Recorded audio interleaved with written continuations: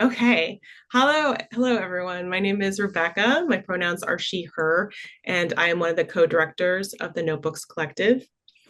Founded in 2021, we are a virtual literary arts space focused on community, connection, and continued learning. We are so excited to kick off this year of In Conversations with Soledad and Catharina. Our next In Conversation will feature some poets from Kansas, Tracy Brimhall in conversation with Marianne Kunkel. You can check our website, or even better, sign up for our newsletter to learn more. Lisa will put those links in the chat. The Notebooks Collective believes that Black Lives Matter and that we have a responsibility to undo harm and at the same time uplift joy. We acknowledge that as a virtual organization, our offices are on the land of the Kickapoo, Nipmuc, Agawam, Massachusetts, and Pawtucket tribes. Native peoples across the world continue to preserve and celebrate their cultures, and we encourage you to support Native writers and artists. And as we do this land acknowledgement, we want to recognize those who are suffering from conquest and terror across the globe and in our own country. Our thoughts are with them, especially the people in Minnesota, especially the family of Renee Good. We emphatically say ICE out. And we know that these are extremely stressful times, and we're glad that you have come here to join us so that we can be together and listen to some really lovely work. And I will now turn it over to Lisa to introduce our presenters. Hi, everybody. Trajectories. This word is used in M. Soledad Caballero's publisher's description of her new collection, Flight Plan. If you look up the etymology of the word trajectory, you'll learn that in physics, trajectory is a path described by a body moving under the influence of given forces, and that the word is traced to the 1690s from the modern Latin trajectorium, meaning of or pertaining to the act of throwing a cross.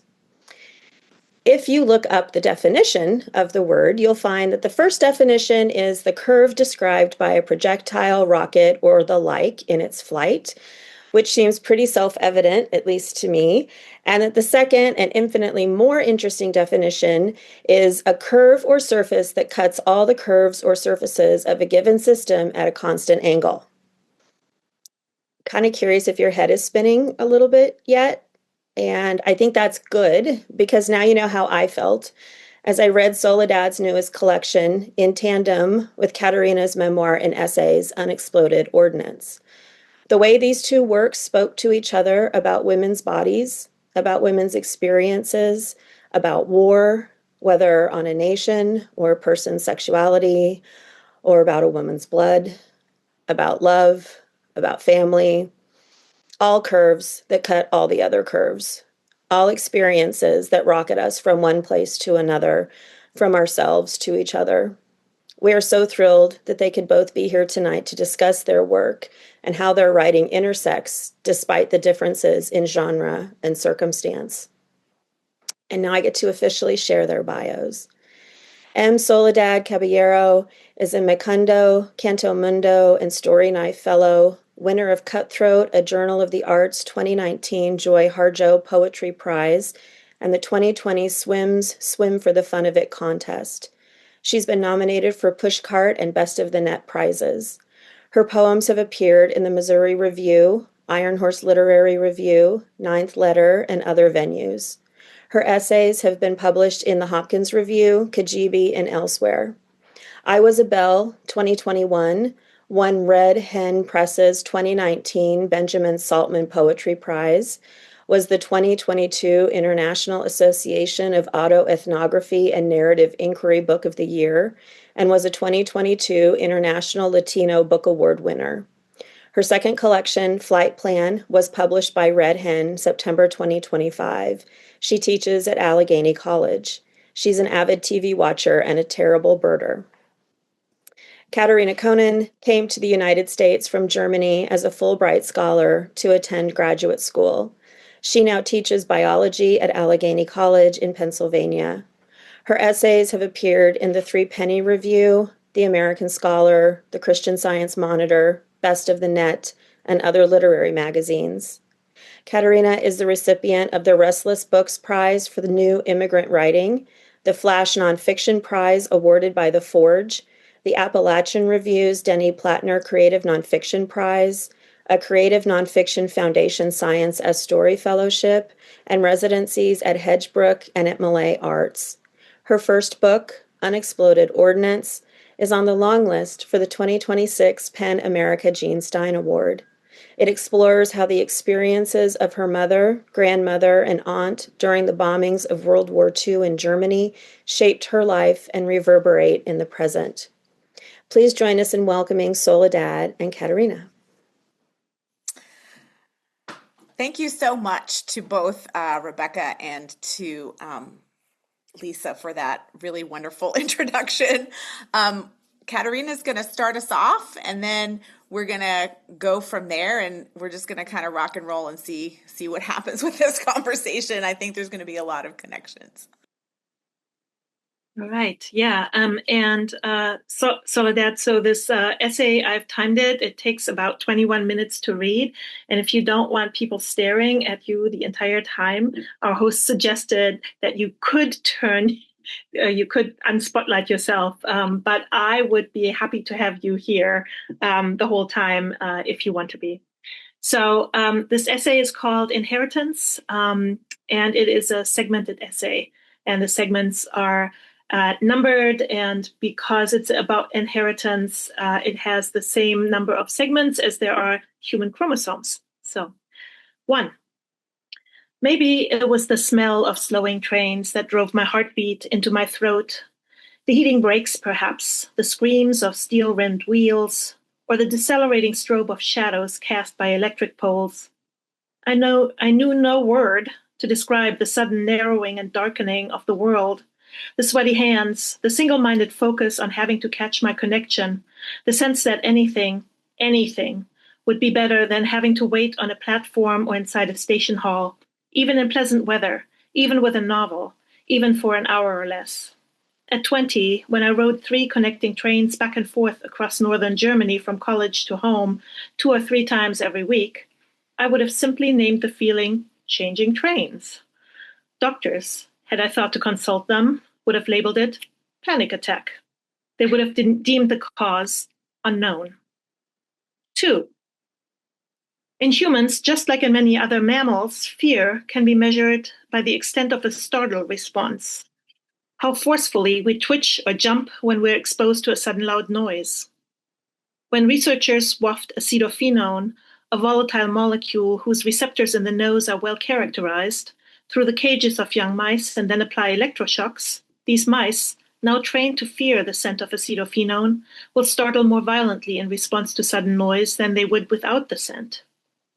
When the grandchildren of these mice smell acetophenone, they will also startle more violently, even though they were never shocked themselves. The scientists at Emory University who discovered this in 2013 can't tell us whether these fearful mice experience tunnel vision as they twitch. We can't know what thoughts course through mouse brains as muscles jolt. These mice are unaware that the scent of acetophenone also scared their grandparents, because this fear response travels from one generation to the next, not through learned behavior, observation, or stories told, but in the form of chemical marks that cling to strands of DNA. 3. My mother blamed my post-train exhaustion, my silence, and my fuzzy-mindedness on the lamentable condition of the German rail, the grime, the drafts, the perpetual delays. I knew she avoided train travel at all cost. I thought she was just scared of germs. 4. After nearly a decade in the United States, a country where trains account for less than 0.6% of total passenger miles, I returned to Germany to discover that not everybody dreaded trains. Friends used the word relaxing. They talked about reading, about daydreaming in window seats while nursing cups of tea. It sounded wonderful. I imagined warming to journeying by rail like a child growing into the taste of asparagus. On weekend trips with friends, I gazed at geraniums dangling from hanging baskets along tiny Black Forest stations. I smiled at rivers tumbling through gorges, blooming apple trees, half-timbered towns, the multi-layered bicycles encrusting every banister, fence, and bike rack around Freiburg's main station hall. But on any solo trip involving a change of trains, my body ignored these charms. Relentless, it served up mounting dread, sweat, racing pulse, tunnel vision, and lingering numb exhaustion. 5. My mother sympathized with my vague complaints. I told her I was fine. I told myself I didn't have to travel alone all that often. I told myself I was okay. After a few years, I moved back to America, where my Pennsylvania Rust Belt town had seen its last passenger train 20-something years before I arrived. I stopped thinking about trains. After another decade or so, they also stopped appearing in my dreams. 6. DNA is a cargo train running from past to future. Meiosis, the cell division that makes sperm or egg, is a shunting yard where 23 chromosomes assemble into new configurations, like freight cars. Yes, Dad's blue eyes. No, Mom's green. Yes, Mom's long arms. No, Dad's calm. It's Gregor Mendel's lottery, played out with vast information stores according to rules he first described, as it happens, during the initial heyday of public railroads in 1865. Mendel knew nothing about chromosomes or DNA, and yet, after growing 28,000 pea plants in the garden at St. Thomas Abbey, he could see how some pieces of information traveled across generations together, like fellow passengers in a single carriage, whereas other pieces frequently parted company as genomes passed through the switchyard between one generation and the next. We've only recently discovered other rules, the epigenetics, superimposed on Mendel's genetic laws, how methyl marks can lock some DNA away for a generation or 2 or 3. In mice, the genes locked down by trauma contain the code for play, exuberance, unencumbered joy. 7. A few months after Mendel first told the Natural History Society of Brno, Moravia, about inheritance in peas, a train carrying passengers from the English Channel ferries at Folkestone Harbour towards London slid from a viaduct.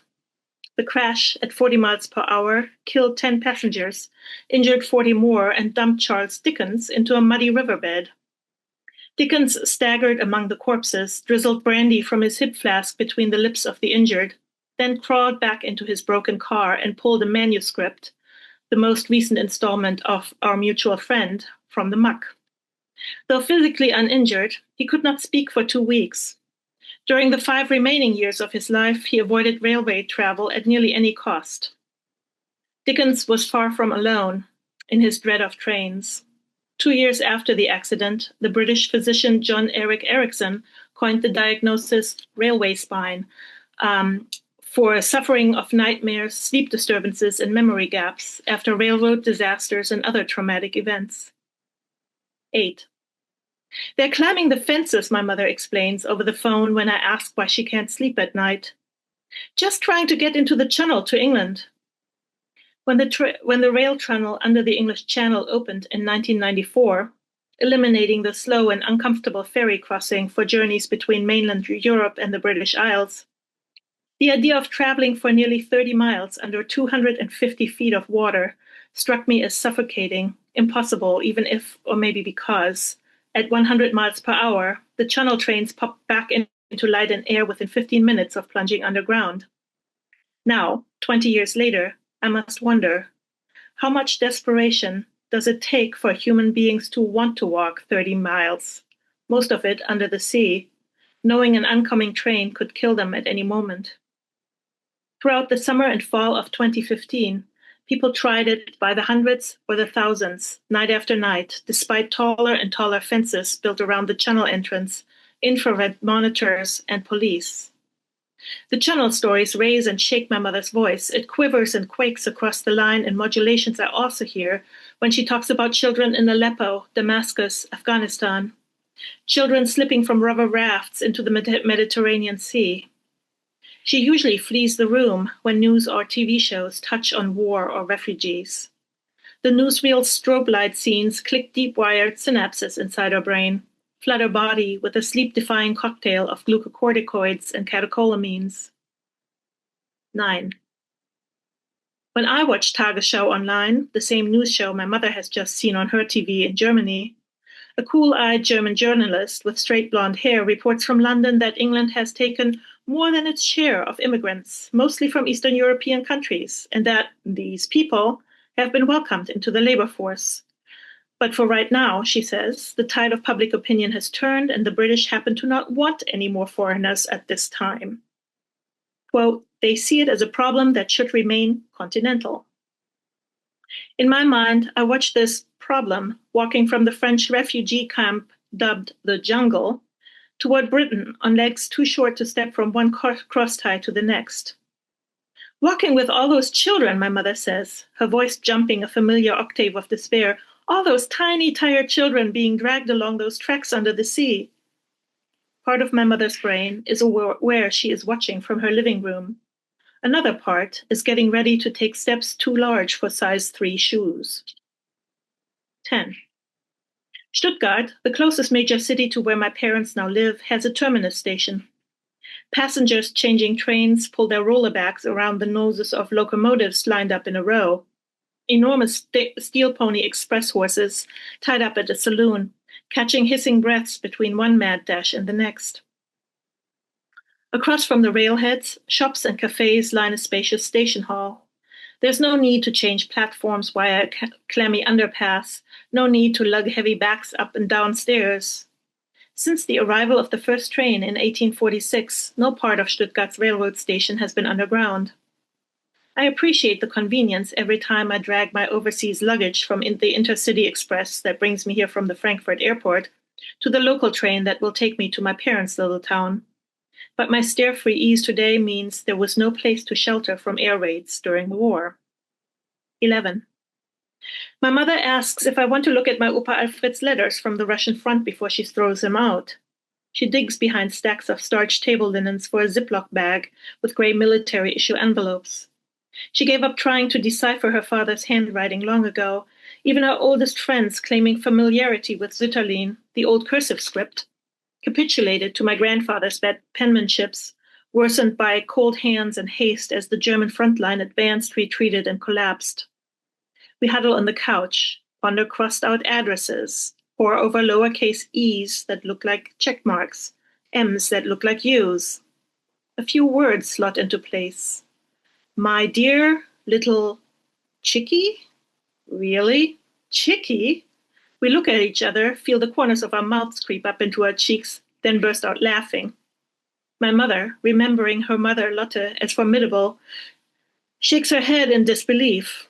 I never heard him call her that. But nothing else makes sense. It must be right. We smirk, and I know we both think of my grandmother's flying curls, her tiny frame, how she could walk beneath my grandfather's outstretched arm with the top of her hair, without the top of her hair touching him. My dear little chickie, how are you? How are the cattle? No way. The children? Yes. We guess, intuit, hypothesize, backtrack, skip ahead, give up, have coffee, try again. Out of an ocean of mystery marks, island of meanings, rise like fog, here and here. Land bridges form. Slow continents take shape. Around the words, my mother's childhood memories condense like breath on a mirror. Sluggishly, in wisps. A snippet caught before she drifts off into an afternoon nap. The sheep her parents kept during the hunger years after the war, putting her forever off drinking milk. Another fragment, sharp and hot, pierces her morning mind before feet find slippers on the bedside rug. Bouncing on the bed as Lotte tries desperately to put clothes onto her, admonishments inaudible over the air raid sirens, a stinging slap just moments away.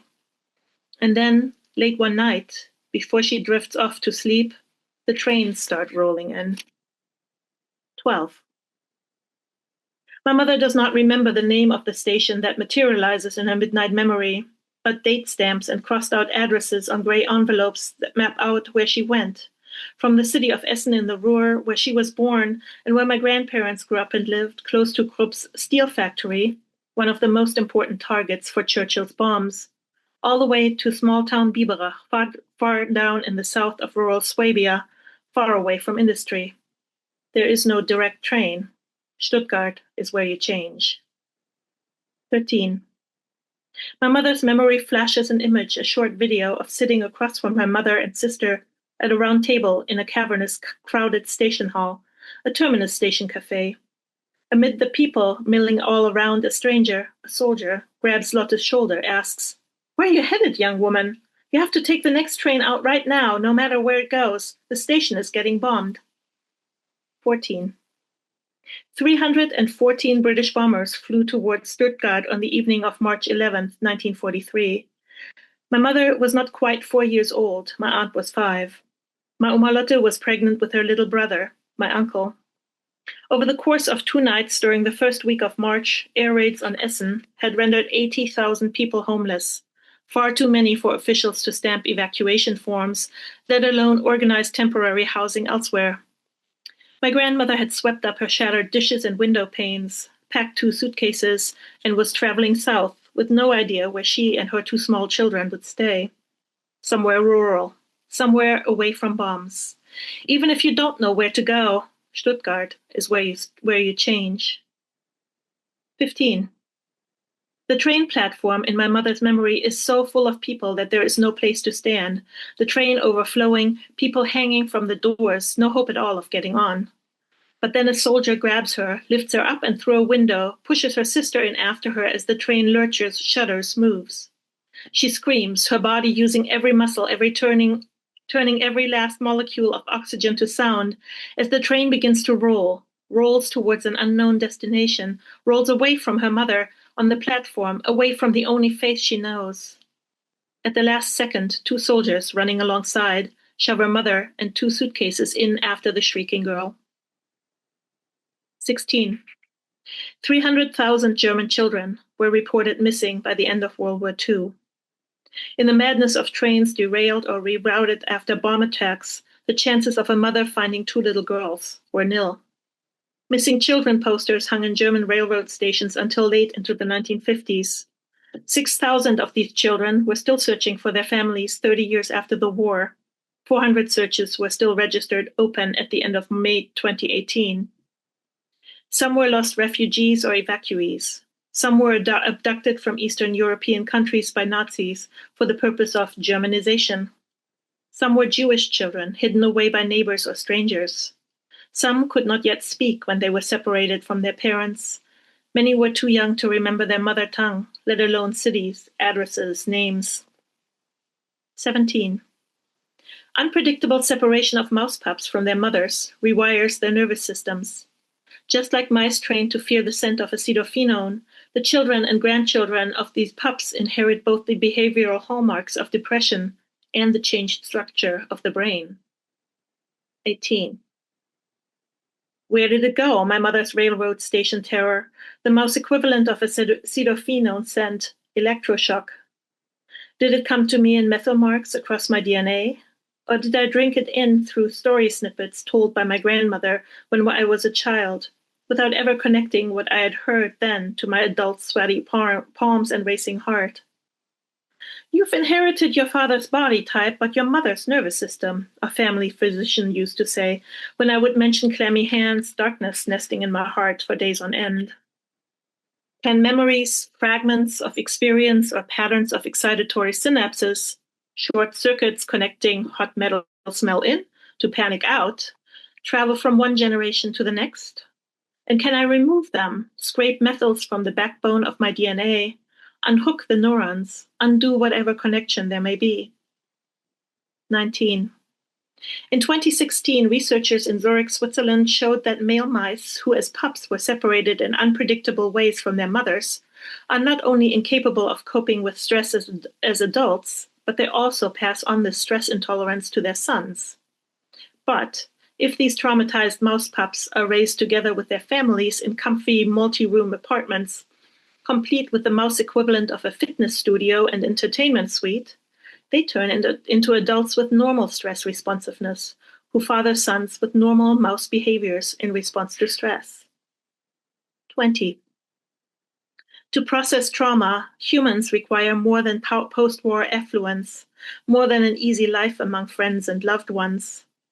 Our storytelling brains need hours, days, or years of huddling on the couch, coffee, letters, words to sort now from then, impose a grammar upon neurotransmitter release, fine-tune synaptic networks to gut feel the difference between past and present tense. 21. Once my mother started talking and remembering, she also began to sit all the way through the news on Tagesschau most nights. I can't believe he's doing this, she said over the phone 7 years ago, referring to the president of the country in which I live, the first time Americans elected a president who promised to deport 11 million undocumented immigrants. Taking away those children from their parents is a crime. How can he possibly not know he's messing up their entire lives? How can he not know they won't ever be the same? 22. The Intercity Express from Frankfurt, already 10 minutes behind its scheduled arrival time in Stuttgart, decelerates amid hedgerows and Holstein cows. The city is nowhere in sight. Poplars cast slowing shadows across the faces of passengers, across their hands clasping backpack straps and bags. We listen to squealing brakes, glance at our cell phones, look at each other, roll our eyes as the overhead speaker crackles, announces a delay, a necessary wait for an oncoming train to clear our track. I feel the corners of my mouth creep up into my cheeks. The weather is neither cold nor sweltering. There'll be another connecting train from Stuttgart into the high black forest within an hour or two after we'll arrive. There will be coffee shops with round tables in the station hall. I'll call my parents, read a book. Stuttgart was bombed when my mother was 4, and I can't get to the last page here.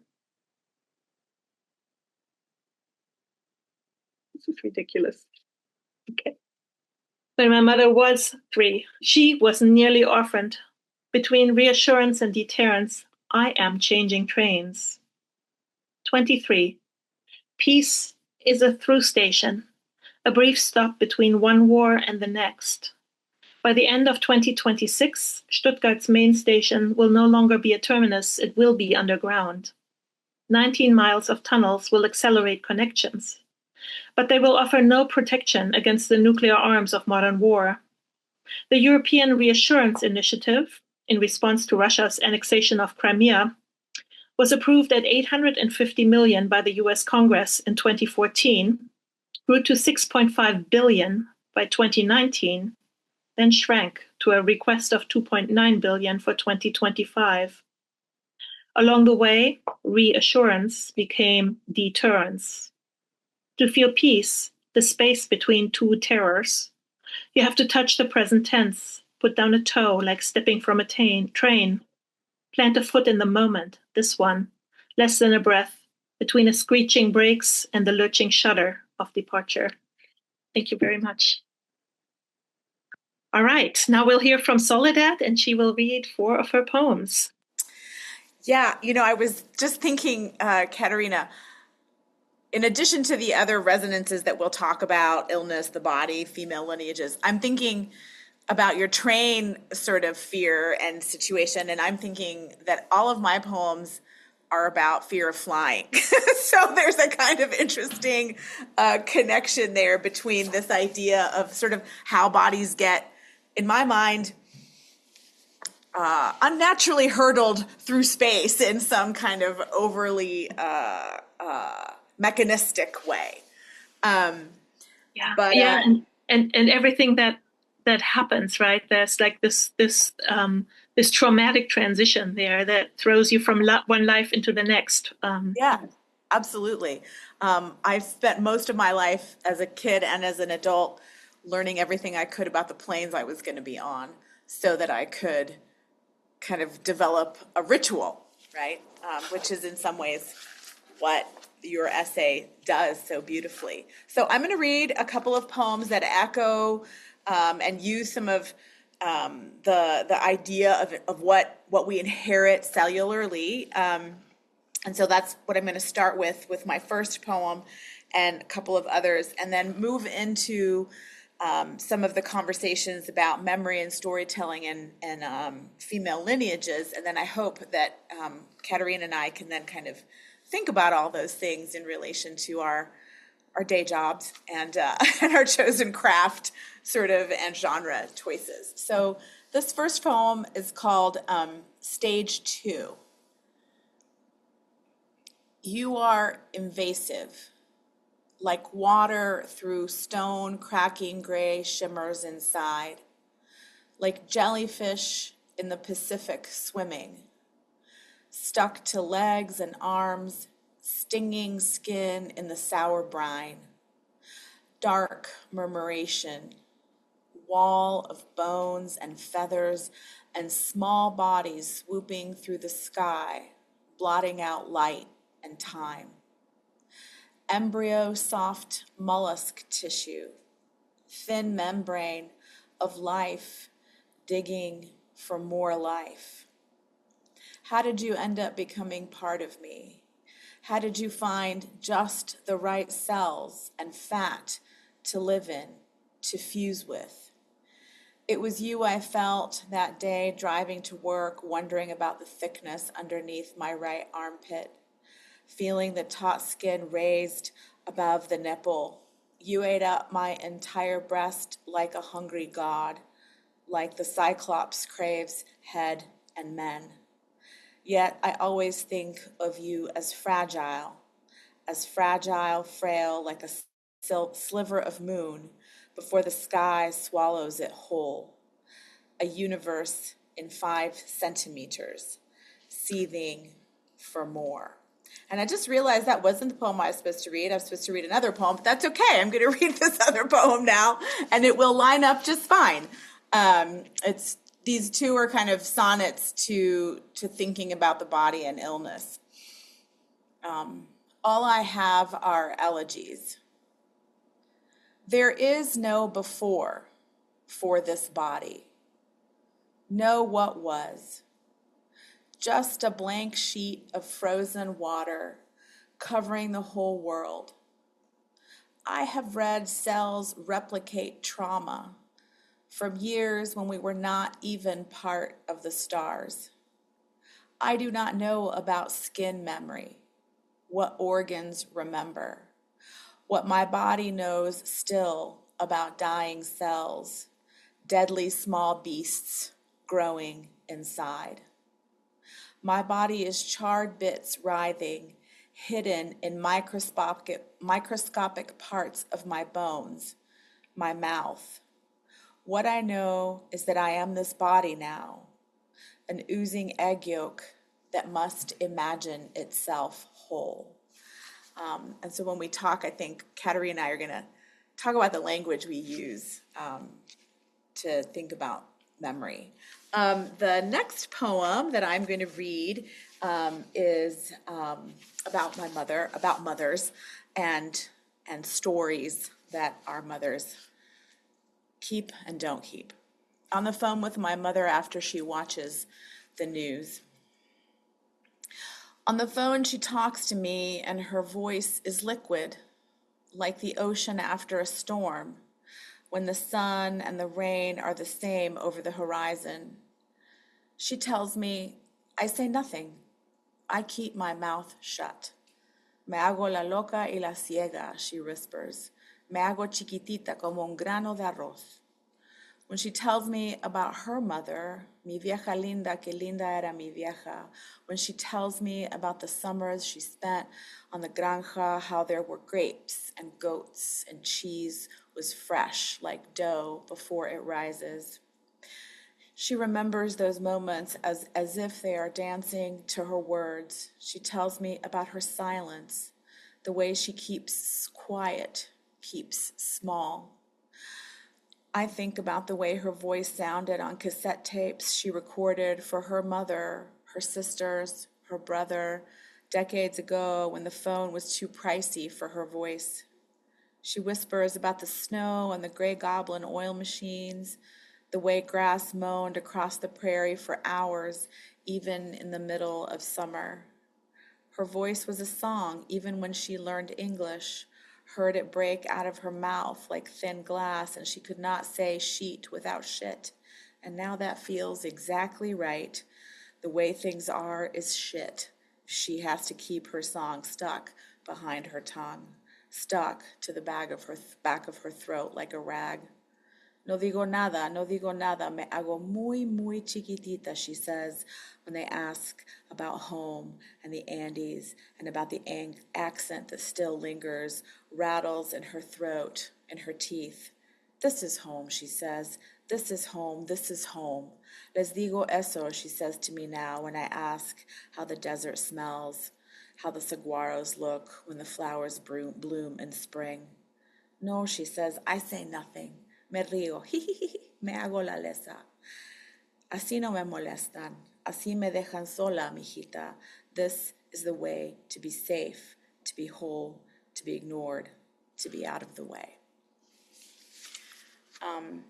So that's, thinking a lot about those kind of memories. In thinking about how to maybe read this last poem, I was trying to imagine what it is that makes me have hope in the midst of the sort of things that also create problems. Well, that's a really stupid way to say it, but sort of, find a way to sort of move beyond this. And so I was thinking about storytelling. And one of the things that I've thought recently about with storytelling is how the body works in storytelling. So I'm going to finish with this poem called My Hands. My hands no longer carry things easily. They still tremble when I try to braid your horsehair in summer, when I grate a lemon for soup, when I work them around your crown of locks. My hands are like hands not made of hands anymore. They are leftovers. I've bitten the nails to bleeding stubs of mashed meat, but you still ask for my dough hands to pull out the snares of hair, to wrestle with curls and smooth out the bouncing red ringlets. I take the time before the world swallows you in its light, before you leave the harbor of the house and jump into the wideness of the ocean, before you no longer want to sit still in the summer afternoon letting me work out the roughness, the stray curls of your kingdom. For now you sit with legs swinging, eating a mango, sucking the fruit, a hungry succubus, and you say, tell me a story, as we wait for the heat of foam curlers to spark. So I think that's a nice way to kind of finish, and then hopefully Catharina and I can talk and think about things. So do you want me to start us off, or do you want to? By all means. Okay. So I've been really thinking, so Catharina and I have been working together for a long time, and we've come to our writing kind of sideways, right? Sort of along other routes, thinking about Lisa's introduction, other trajectories. So I wondered, Catharina, if you could talk about your choices of genre, and in some ways how being a biologist has informed the way that you think about storytelling and writing. Yeah,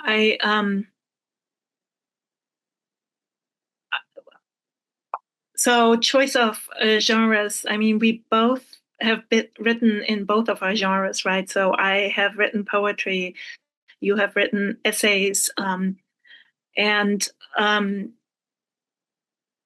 so there are different things that you can do with them, and I think we both also come from research-heavy traditions, and for me, I am an obsessive looker-upper of things, and when other people talk about writer's block, what I do to when I'm in no position to put down more words is I look things up, right? And so the essay can hold a lot more of the looked up stuff, but I had to come by that, trying to figure out how to turn that into story took a shift in trust for me. And so the very first writers workshop, writers conference that I ever went to, one of my workshop members said to one of my like 50-page essays that should have been 10 and became 10 much later. She said, you trust your abilities as a researcher way more than you trust your abilities as a storyteller. And there's no reason to do that. You can tell stories. So sometimes we have to have other people in our lives who tell us what we can do and encourage us to keep going. And so essays probably for me also felt like they lent themselves more easily to explaining and teaching, which is also a kind of professional obsession that we share, right? So they can just hold more stuff, and they tend to, even the segmented essay that I just read, which is kind of poetry adjacent because there's a lot of white space that makes it work and the gaps make it work. You can still narrate more and you can still cram in more facts, which is one of my obsessions, right? So I think that's why this collection is a collection of essays rather than a collection of poetry. And there is also, I think you and I have also talked about how there are different obligations towards truth in the two genres. And so I was wondering if you can maybe say something about how truth is different for you in essay writing and in poetry. Yeah, I also was just thinking in other parts of your collection, your incredible literary studies research that you did. I'm thinking about the essay with, and I want to ask you about this, right? Where you read so much about the novels written, right? The literature written after World War II and kind of what can and can't get written about in a novel. And I think that's really such an important conversation. Truth. I like to make things up. so for, sometimes when I'm thinking about what feels authentic, I think truth doesn't have to be factual, right? And I think I think that is where literature, and I think for poetry, especially for me, what is true is what is authentic and what is real. And that sometimes means that I don't know exactly if this was the day or the week or even the year, right? Because those are data points that don't really hold what the genre of poetry can hold. So I think of poetry as compressed and spectacular memory. I've sort of used that phrase in other sort of moments. And so that compression and that sort of burst of language that is a poem is, I think, the most truthful thing about what sometimes it feels like to be human, right? That it's a burst of feeling, it's a burst of euphoria, or a burst of complete blankness. And I think that is what poetry offers me. But I actually think creative nonfiction is so connected. I whenever I speak to my students about it, or even with other writers, it is often the case that creative nonfiction writers and poets cross-pollinate with sort of genre. And I wonder if there is a kind of tenderness and allegiance to that tenderness, that the world we're making is immediate and here, and I have no relationship to being able to write fiction. To me, it feels like this mysterious kind of other space. But that world making is very different, I think, for fiction. So that's kind of what I think. Yeah. Ooh. So in your poems, there's also a heck of a lot of biology. And so I was wondering what draws you in that direction. So I sometimes get really nervous about speaking to someone who actually researches and does biology because I spend a lot of time trying to research and be very accurate about kind of my terms. And then I'm like, wait, is that mitosis or is that something else? Right. And like there's a poem where I talk about mitochondrial memory, and I have a poetry friend who was a chemist, and he's like, yes, the mitochondria does in fact hold the cell's memories. And I was like, oh, yay. Right. But I came to that kind of language because I actually think some of the scientific phrases are incredibly evocative, right? They are actually so rich and linguistically sort of saturated that they sound like they should be in a poem. And so I think that was my first allegiance. And then, when you are medicalized, and I kind of entered into the sort of system of medicine in a kind of formal way, then you are doing translation the whole time, right? Because doctors speak to you, right, in very kind of particular, instead of saying, I'm going to draw your blood, I would, they use tubes, and they talk about sort of, instead of saying you have a bruise on your leg, they'll use whatever kind of that sort of language of medicine is. And so I was very invested in figuring out what these terms meant for sort of telling a story about a body, my body, other people's bodies. But I actually think, right, especially if you read the language of astronomy, right? I mean, even just something like the Milky Way, right? The Milky Way, right, which seems so completely pedestrian, is an incredibly evocative phrase if you start thinking about it. And so I think scientists have incredibly great language, and I enjoy stealing and borrowing it. Yeah. And, the reverse is also true, that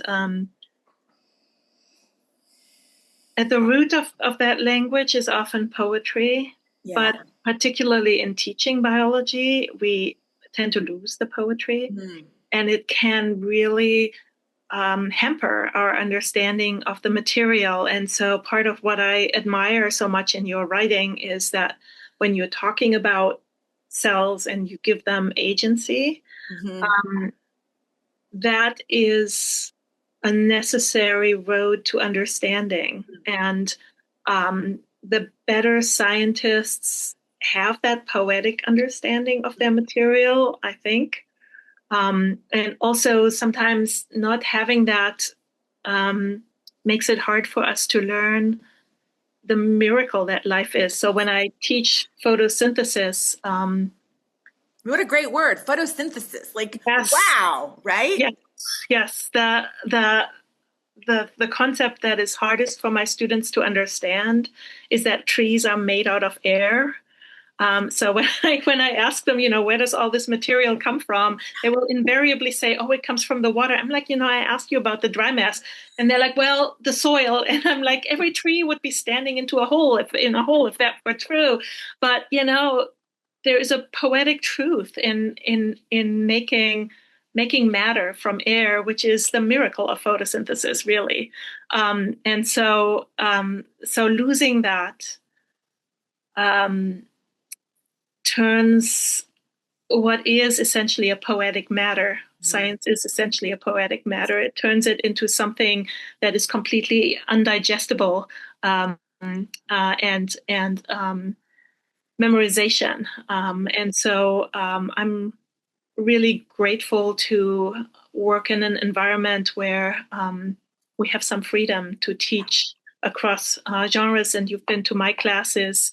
One day I'll hope to come to one of yours. Yes. So, yes. So I feel very fortunate that we are working in an environment that allows us to think across disciplines. Absolutely. I mean, I when I read your essay, is it the Women Write essay in your book? Yeah. And in case you haven't read this essay, it's an incredible essay, and it's basically kind of a sort of concordance of a post-World War II discussion of what books were published, fiction books about the war, and what was allowed to be perceived to sort of be allowed to be written. And the level of archival and literary studies work that you did in that essay, I wonder if you could talk about that experience of reading that material. So essentially, I was looking for my grandmother's stories. So what I had from her were anecdotes, but they came without context, and I could not figure out how they belonged together. And I thought that surely there must be women who wrote about the experiences of being with their young children in the bomb cellars and on these terrible train journeys, and and so I looked for that literature, and I came across pretty quickly across what is called in German literature studies the Literaturdebatte, meaning the debate about literature, in which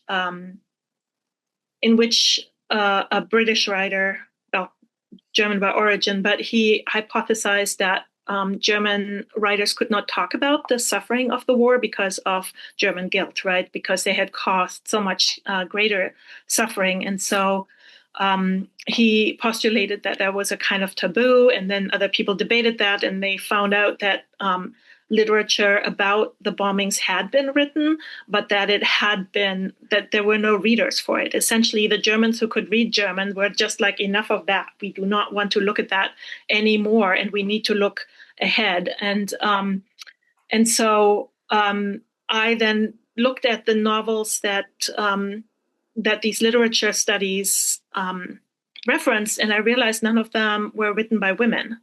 And so that then made me ask, so then like the biologist goes to do literature studies, which means she opens a spreadsheet, right? And then I was like, okay, Wikipedia lists, German writers by the dates of their birth. And so I looked them all up, and I figured out who of them had been in cities that had been bombed during the war, and what had they written, and had they written anything about those experiences. So that's how that essay came to be. What I then didn't know was what to do with that material. So it sat in a drawer for a very long time. I wrote to the Women in German literary organization. They never wrote me back. And I just didn't know, because I didn't want to write a literary essay, and I didn't know how to write a literary essay, but I also didn't know how to turn that into story. And so in the end, I had written this monstrous essay that became 3 different essays with the help of patient and editors and friends. And one of them was then ended up telling the story of basically finding a way for my mother to read literature about the war. So the strange thing about writing about my mother's experiences and trying to unearth them was that at first she didn't want to talk about it. And then it turned out that me reading about all this stuff and having talked to my grandmother, I knew more about her childhood than she did. And so much of what happened to her was very mysterious to her, because she was 5 by the time the war ended. And so, and then the Allies forbade teaching of history in the German social sciences curricula while she was in school, because they were worried that they hadn't managed to pull all the Nazis out of the teachers who could be then teaching more Nazi ideology to children. And so she was kind of befuddled about her entire childhood and didn't know how to piece it together. And so part of the literature that I uncovered was written by women who had been children during the war, and they wrote for children. And that, of course, by literary scholars is not considered literature at all. And I became more and more mad about it. And then I didn't know. And then so I wrote lots of stuff that was very angry. And people told me that's not working. But I finally hit upon a forum for at least that part of the literature, where I wrote a piece called Syllabus for My Mother, which is a hermit crab essay, right? So it's like written in the form of a syllabus. And that allowed me to tell the story about me reading and my mother then getting access to this part of her childhood through reading books written for children, which she could read, whereas the other books she was just like, no, I don't want to go there. But these books written in a way so that children could handle them was exactly what she needed. And so part of that story could happen there, and then I could banish all the academic snark into the footnotes and tell the second story there of me being like super, super angry at all these men who would not let the women have their say. And so sometimes, and here again, I think we're at the overlap of genres, right? Finding the form is sometimes the key to getting something onto the page. And so once I decided to write a syllabus, the thing wrote itself and it worked, right? But everything before that was just this giant wrestling match. Yeah. I mean, it makes me think about, I think about my book and your book, and, on the one hand, your book, everybody should read this book. It's an incredible book, but the essays, right, kind of do this wonderful work with creating a etymology of a word, right, and then kind of that is the frame for sort of the rest of the essays. And I think form for me has also been a really liberating thing, right? In my book, in the second book, I actually think I was more adventurous with form than in my first book.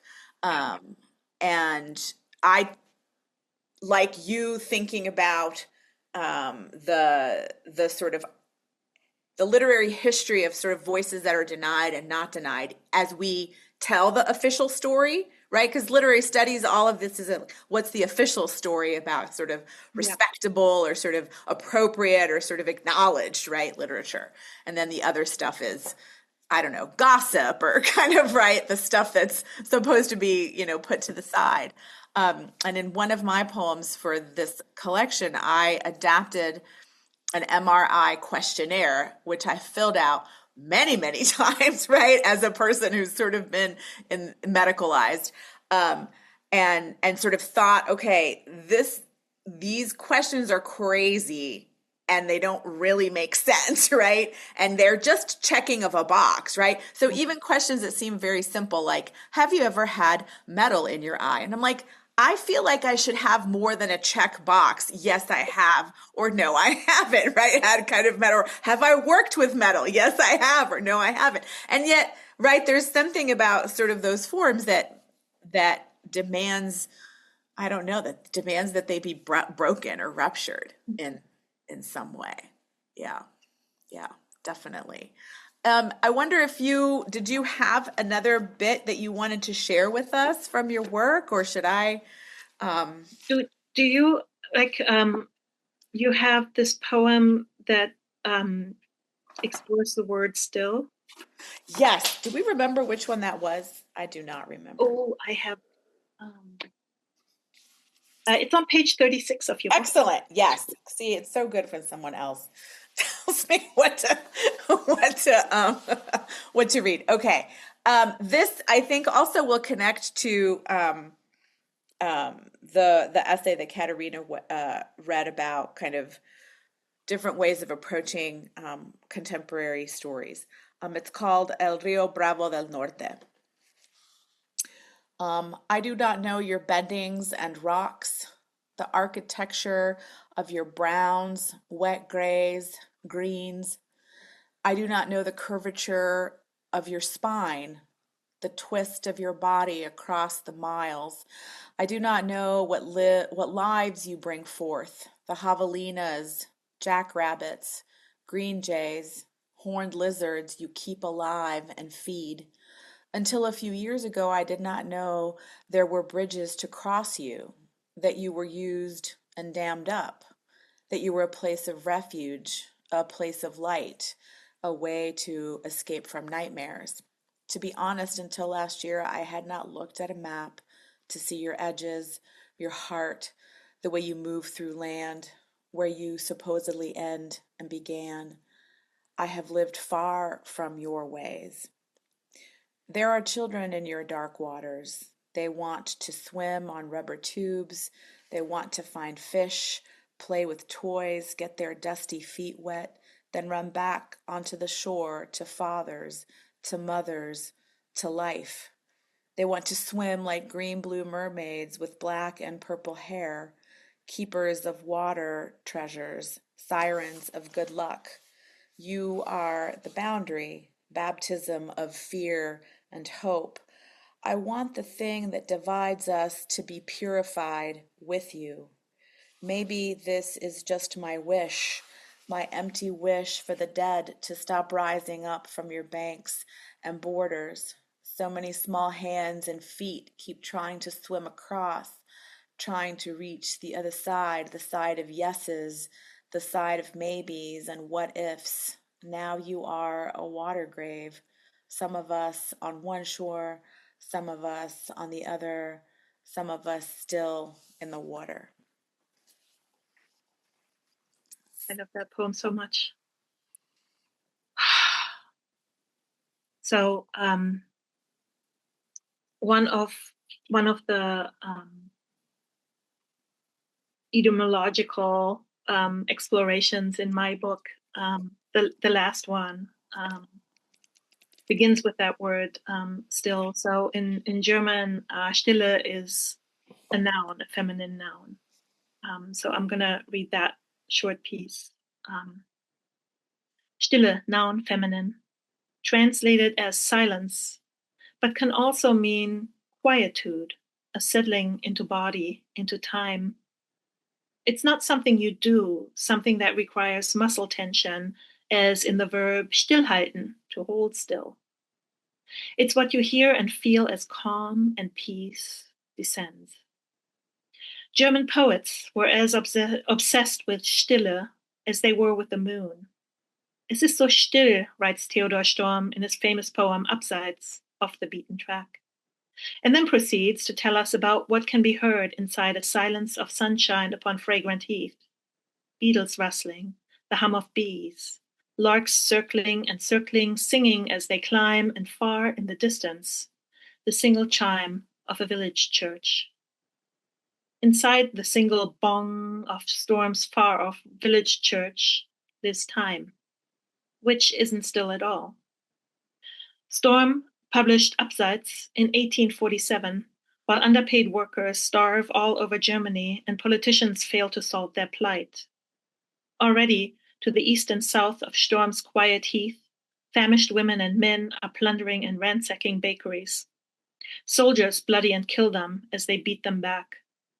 The truth is that, as Storm's bees hum and his cottager, watching them, leans on the half door of his low-slung house and drowses in the sun, revolution, just slightly elsewhere, is well on its way. The adverb still, in English, means just this, the lingering of a moment and its looming end. So That works really, so well. I really love Yeah.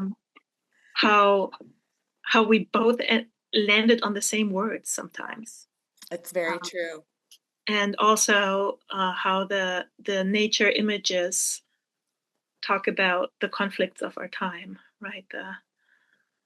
The beauty of life, and the question of how to be in that and hold that and not close out the people who are experiencing incredible violence. Yeah, there's something about, I read with a very good friend of mine, a book called The Science of Last Things. And it's a wonderful book. If anyone has a chance to read it, you should. But there's this kind of moment where, like, no matter what happens to this, stones will be okay, right? The geology of our time, the sort of way of the natural world will be, right? It will do its healing. And I think another sort of thing that I've been thinking about a lot is that a broken world still feeds us, right? It's still able to sort of give us sustenance. I don't know if we are ready to open it up to questions. I think we're ready. Yeah. Yeah. happy to answer them. Hi. So I think in picking up through the conversation, there was a question, and I will admit it's my question. Katharina, could you please explain how trees are made of air? Because that's something to me that I was like, I want to write a poem about how trees are made of air. Absolutely. That is just something that the biological facts can be such great prompts. They are. But I'm so curious. Yeah, let everybody write photosynthesis poems, please. So you have learned this fact in biology class, and what they made you memorize was CO2 plus H2O equals H2. So basically, carbon dioxide and water together make glucose, right? Make sugar, right? Okay. That's what they make you memorize. But the carbon dioxide that gives us the carbon form that we're in, of course, comes from the air, right? And so the fact that a mighty tree is nothing but a whole bunch of breathed in carbon dioxide that then becomes material, right? It's and we, of course, will go back to that pool of carbon dioxide in the sky, right? And that's my idea of transubstantiation, which is in a way more miraculous than anything that I was taught in church. But we're closed out from that miracle by turning it into equations that you can ask about on an exam. Yes. My daughter has her biology final tomorrow. So, but I won't mention this. I don't want to get her like. Yeah, I wonder what the teacher would say if that was the answer on her test. Yes. Oh, it'd be beautiful, beautiful. And then I think I would love to, like you talked about, kind of this literary and kind of how biology and your literary studies inform your writing. And I found it really interesting that you both kind of swapped. Was that kind of, did you talk to each other about that, or was just that something that you both did independently? We discovered that in each other. We did not do that together. It just happened that we discovered that we had crossed paths in that way. Yeah. I mean, one of the things that happens, I think, when you have the privilege of coming to different kinds of writing across your life, and the opportunity to sort of have a job that lets you try to read a lot, right? Kind of voraciously, and hang out with people that are so brilliant, is it can feed collaboration and can feed curiosity. And I think, honestly, I think we have this image of writing as this very sort of individualized, solitary activity. But really, in the same way that, right, Katharina just said, right, trees are made of air, right? Everything I've ever written is built on, right, everything I read before and all the collaborations I've read before. And so in some ways, that's true for I needed to know how to tell the story of what it means to be sick. Mm-hmm. And so to tell the story of what it means to be sick, you can't stay in only one world. You have to stay in all the worlds at the same time. And so, and I think that was, and Katharina had to, I don't want to put words in her mouth, but right, how do you tell the story from someone's silence in some ways? Yeah. I think, sorry, go on, Katharina. It's the writing into the gaps, right? But in the end, that's also what science is. And that's hard to understand for students who've come through our school systems where they've taught that science is about the answers when it really is about the questions. And so I've spent a lot of my life helping people find their way back to the questions. And so good science is about learning to ask more questions and to feel into the gaps, the things that have not been said. And I think that what Soledad does is just that. Well, and I've had the privilege of working with a scientist and a collaborator for, I mean, the most miraculous maybe 15 years of my life, right? My collaborator, who is a scientist, right? One of the wonderful things is I don't have to learn all of the things. I can just talk to somebody and ask them what their expertise is, and then they tell me enough for me to be kind of sort of stoked and excited, and then I learned wonderful words and interesting phrases. But collaboration for me is the heart of writing in many ways. And I do think that is where my training and probably Catharina's training too, right? That you can't do it by yourself. You have to do it with other people. Mm-hmm. Wow, that actually like really segues nicely into the next question I have, which was, let's see, I just had it open. Who else? So I know that you read each other's work, but who else do you read that kind of helps inspire you? Like, Catharina, do you go to poetry? Are there specific poets that you like? Vice versa, creative nonfiction. Yeah, lots and lots. I know Soledad said fiction is a completely different beast, and that it's mostly nonfiction and poetry that, in her experience, have sort of fertilized each other. I think one of the place where I probably learned the most about language is from reading all of Ursula Le Guin's, like everything she's ever written, because that language, she knows how to make language carry you into story. And so what I learned from her was to listen to the sound of what I was saying as opposed to the meaning of what I was saying. And so that's the poetic prose kind of teacher that I had. And then I also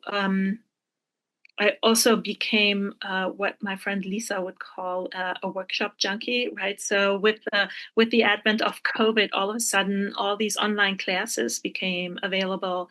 And also pretty early on, I joined an organization called the International Women's Writing Guild, where their writing conferences. I went there. I went there to learn how to publish essays. And that class was canceled, and next door was the poetry class. And I just went over there, and they have like no boundaries between genres, like you can drop into any class. And I loved it, and I felt at home in there. So that opened the door pretty wide to teachers who brought me poets that I wouldn't have heard of otherwise. So I can only encourage everybody to let other people teach you and help you to read widely.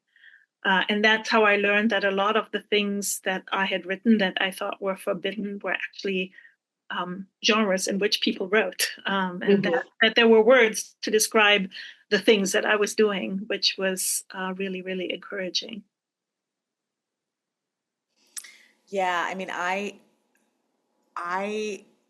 read as much as I can all the time, basically, and I have my collaborator and I, right, a central way that we communicate with each other is, what are you reading? What's it about? We should read it together. We should read it again. And I also think that having the experience of reading in areas where I know very little, right, in areas that are completely new to me, where I don't have any preconceived ideas about anything, is actually very liberating, because it just means you have to trust that the material will sort of teach you something that you didn't know you were going to be taught. I think that I'm teaching a class right now called Science and Literature, and to mostly students who are not literature students. It's all the sort of scientists who are taking this class for the prereq for some other thing, and they're all realizing, we're reading Frankenstein right now, and they're all like, oh, really? this is what's going on, right, in 1818. And so I think one of the things that I encourage, like Katerina said, is I think that we have created boundaries that don't need to be there in our reading and in our writing lives. And with poetry, the wonderful thing about poetry is you can pick up a book and read it, and it's yours. The poem is yours. You can do what you want with it. You can make it work for you as you want, because it's going to be a different poem if you read it next week, and it's going to be a different poem if you read it the week after that. Right? I think poetry is actually one of the most democratic genres that exists. I just think we have, like science, have all these kind of anxieties about formal teaching of poetry, and you have to memorize the beat and the meter and the form, and all that's really good to know, but you don't need to know it to read. Absolutely. I think that's one thing that I fear people who don't have that exposure are always like, well, it's too complicated, or it's too like esoteric in a way. And then I say, yeah, but whenever there's a serious life crisis or whatever, everyone turns to poetry. So like, it's there. It's not. It'll like, you should just go visit it more often. Like, don't wait for those times. Yeah, well, I don't have any more questions. We have about 10 minutes left. Do you have like a final piece that you'd like to read, or? Katerina, do you have anything you want to pull out, or? I could, but I think you probably, you do too, right? I have a very short something, so feel free to pick some. Okay. Yeah. Yeah, I can. I have a very short one about the word to write. That might fit right here. All right. Okay. So schreiben, verb. The German verb schreiben, to write, is most closely related to the English verb to schreiben, which means to hear a confession or to confess. The English verb to write, in turn, is derived from the Proto-Germanic ritan, which means to tear or to scratch, likely a reference to sign making before ink, to carve directions into bark or stone or skin. Schreiben in German means to bare your soul.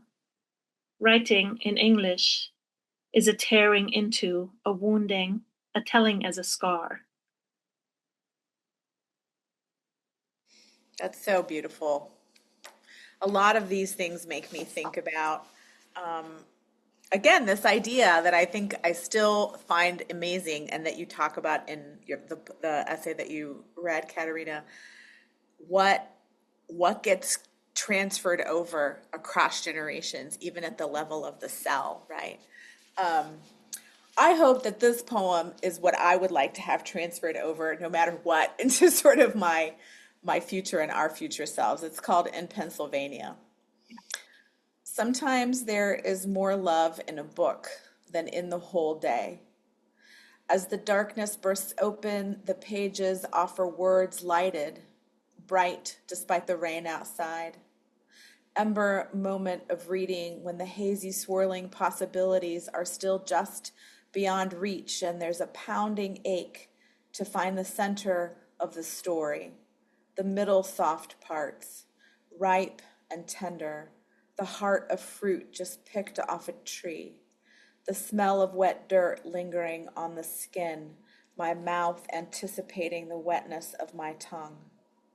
I've walked the fields all day, sweating, cutting weeds, digging out slugs, watering my paper crops with vowels, with sounds, with song. I am no farmer, no grower of food. I have always hated the mud and dirt, smell of animal shit.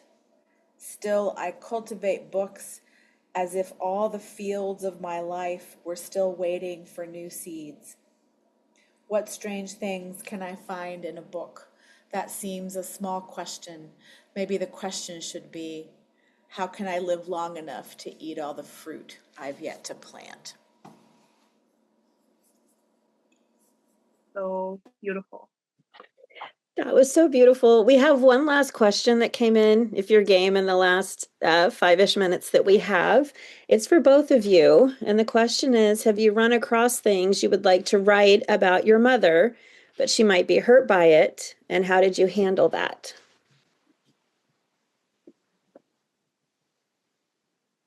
You want to take this one first, Catharina?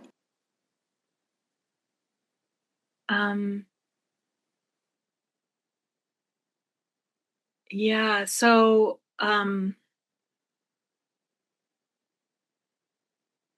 the most of what I have written about my mother is about her childhood. That's what's in those books. And the reason I was able to write it was because I wrote the book in English and she doesn't read any English. So, so all the voices in my head that said you cannot write this were German voices, and and so that gave me tremendous permission to put things on the page without that interference. And I know that that's a huge privilege that many women in particular do not have, because our mothers tend to be a large part of our internal critic. And so that allowed me to let the writing grow the way it needed to grow before I would show her anything. And I've tried to translate some of the stuff for her that I've written about her childhood. And it's, it's stumbling and it's never entire, because translating is a completely different art from writing. And we had this one moment where I told her about the story, or I translated this one story that's also made it into the book, about her grandfather and how he always, because my mother, I suspect she had ADHD as a child, and so she was forever throwing tantrums and driving everybody nuts and doing crazy things that got her into trouble with my grandmother all the time, who was like a very stressed out mother during the war. And so my mother's grandfather always used to admonish his daughter not to hit my mother at age 3 or 4 or 5, because he was convinced that she was quite right in the head. And so my mother, when I told her that, she was like, I don't want people to know that about me. And I'm like, Mom, nobody's going to worry about, nobody who knows you is going to worry about that. That's a very strange thing to be worried about. But so that was the one place where she said, I don't know that I want people to know that part about me. I did put it in because what my grandfather really said in German, if you translate it, it said, don't hit the child. She clearly got clunked on the head by the toilet lid, which was just too funny to leave it out. And I think if she could read the whole piece, she'll see that it's really about love, right? It's about having a loving parent who's trying to protect you and who loved her the way she was. So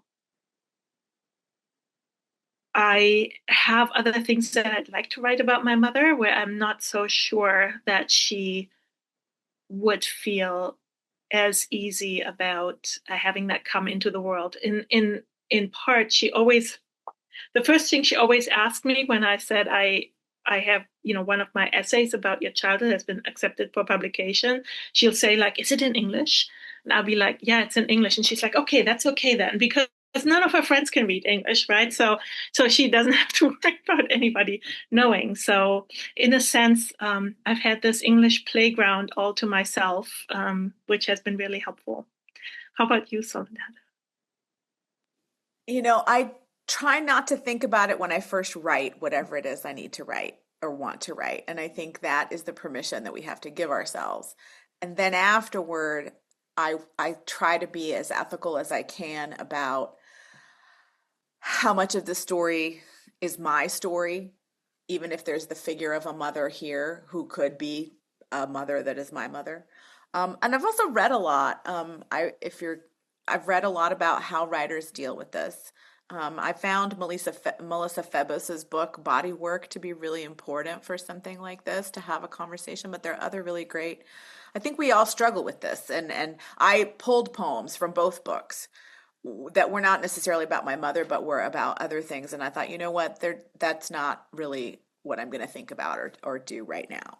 But we also have to be honest about our experience in relation, right? We're all in relation. So, I mean, it's difficult to sort of think about isolation. So I don't know. I don't have an answer because it's a kind of, I wonder what will happen this time kind of situation. And I hope for the best. Awesome. Well, thank you so much. I think we've come to the end of our program, and I just want to thank Soledad and Catharina for their time and for their discussions and their insights. And we're also really grateful that you all joined us this evening. So if you enjoy this event, please follow us on social media and sign up for our newsletter if you haven't already done that. We only send like one or maybe at most 2 emails a month, just to give you a sense of what new events are coming our way. And before we go, please feel free to drop a nice note in the chat or unmute to applaud and say hello to our presenters. Everyone can do that now if you like. And then we will be closing up until next time. Thank you so much. Thanks everybody for coming out. Yes, thank you. And thank you to Becca and Lisa for this. This is such an amazing contribution, such a wonderful, beautiful thing that you host and do for us and curate. Thank you so much. Yeah, gives us front row seats to the best conversations. Yep. Okay, well, with that, we will say good night, and we wish you all a good rest of the week. Thank you. Bye, everybody.